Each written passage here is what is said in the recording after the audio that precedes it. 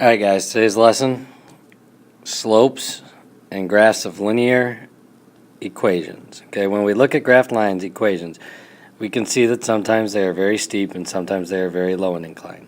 Sometimes they rise from left to right, sometimes they fall from left to right. The steepness of a line is called the slope of the line. We've seen this before. Slope is m, rise over run, change in y over change in x, y2 minus y1 over x2 minus x1. Okay? So remember that formula.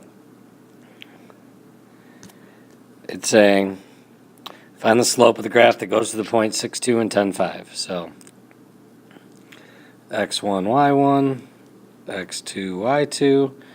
So this would be 5 minus 1, 5 minus 2 over 10 minus 6, so 3 over 4. So this one would be negative 3 minus negative 2 over 4 minus 3. You get negative 1 over 1, so it's negative 1. Hopefully we remember all these. So here, remember if you need to, x1, y1, x2, y2. So we would get 3 minus 3 over 7 minus 4, which is 0 over 3, which is 0. Okay, let's look at some more here. Again, so here we would have 18 minus 5 over negative 2 minus negative 2. So you get 13 over 0. That means undefined. When we get this, it's a vertical line. Okay? That's something big we need to remember. Let's take a look at now how we can apply some slopes. Alright, we need to remember this. Y equals mx plus b. So we want to find the slope. Well, this one, m equals 3. Here we need to get it into y equals mx plus b. So, copy it down. Subtract the 3x.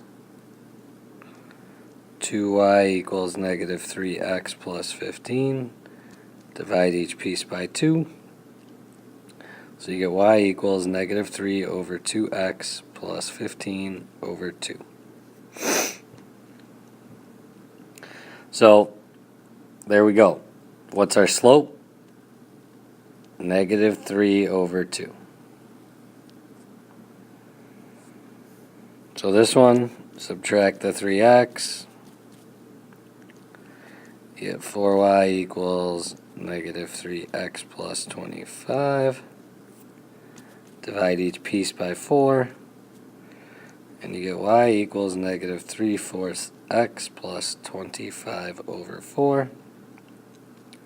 So m is negative 3/4. So remember, y equals mx plus b.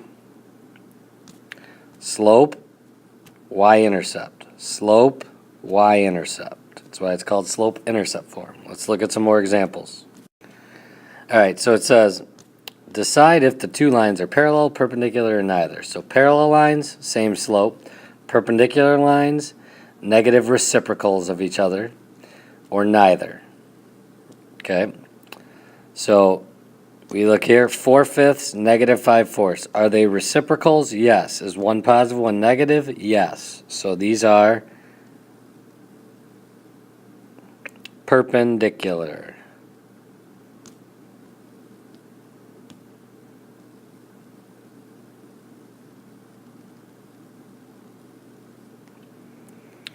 Here, 4/5, 4/5, that means they're the same, so they're parallel.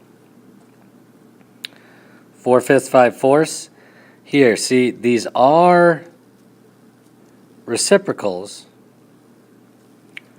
but they're not negative reciprocals, so these are neither.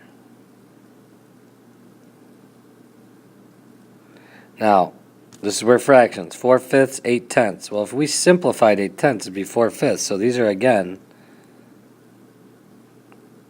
parallel. 4/5, 2/3, neither. Okay? So let's see how we're going to end up applying these. So decide if the two lines are parallel, perpendicular, neither. So first thing we got to do is get these into the slope-intercept form.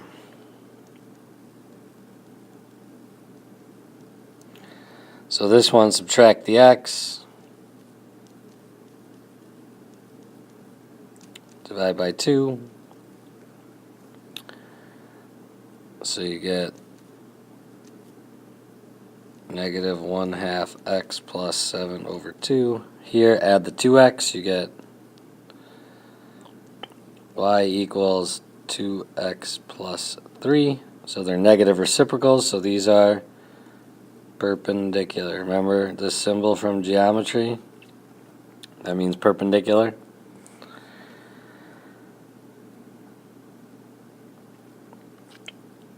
So these ones, if I subtract the 3x, I get 5y equals negative 3x plus 25. Divide by the 5, you get negative 3/5 x plus 25. Here, subtract 6x. Divide everything by 10. Simplify, you get negative 3/5 x plus 25 over 10. So these lines are parallel. And see, this slope is going to be positive 2x, and this is going to be negative 3/5, so these are neither. Okay? So let's take a look at how we're going to be using this to graph. Okay? So first thing we need to do, get it into y equals mx plus b. So I'm going to add the 3y over. So I'm going to do this, bring it over here. So I get 2x equals 3y plus 3, subtract the 3. 2x minus 3 equals 3y. Divide everything by 3, so you get 2 over 3x minus 1 equals y, because I did this. So the m is 2/3, means up 2, right 3. The y-intercept is negative 1. So if we graph this, y-intercept is negative 1, so that means,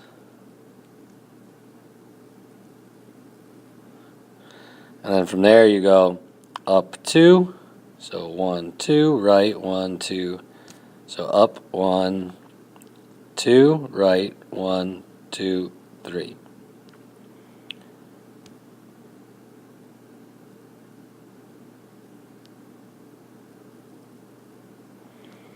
And then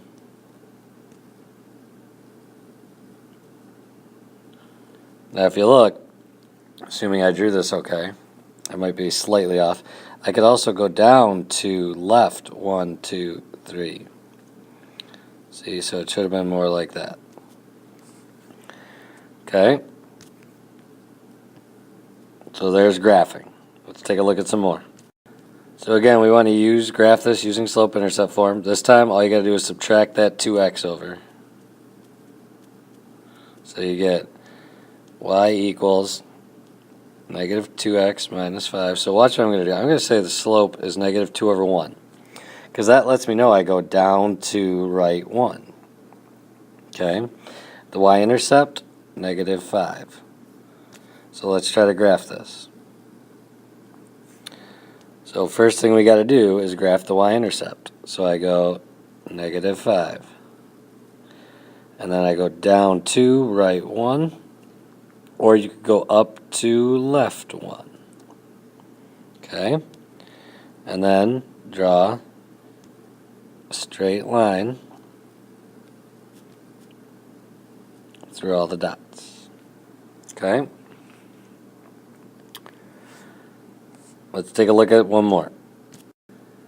All right, here's the word problems. Again, these are always good to understand because the tests, okay?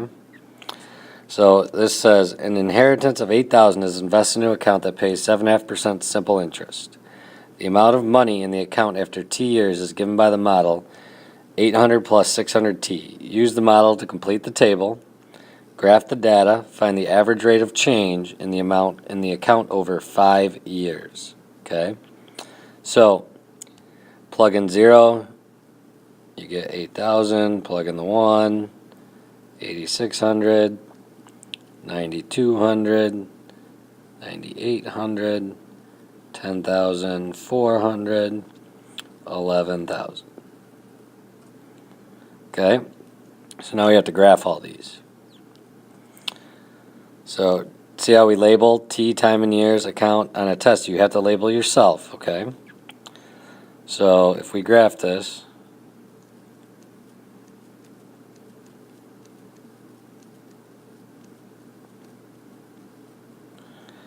and then the account, remember, do this. We got to put that symbol in because we're skipping to 8,000. So we go, here's 8,000. And then this would be 9,200, 9,800, 10,4, 11. And you already have the scale, so you don't have to necessarily fill it all in. So then you go 1 year, or 0 years, 8,000. 1 year, 8,600. 2, 3, the 4, and the 5. And it looks like that. Okay? So now let's try to answer some questions. So the average rate of change, well, that's the slope. So it's, and if you look, it was M equals $600. So the average rate of change is $600 increase.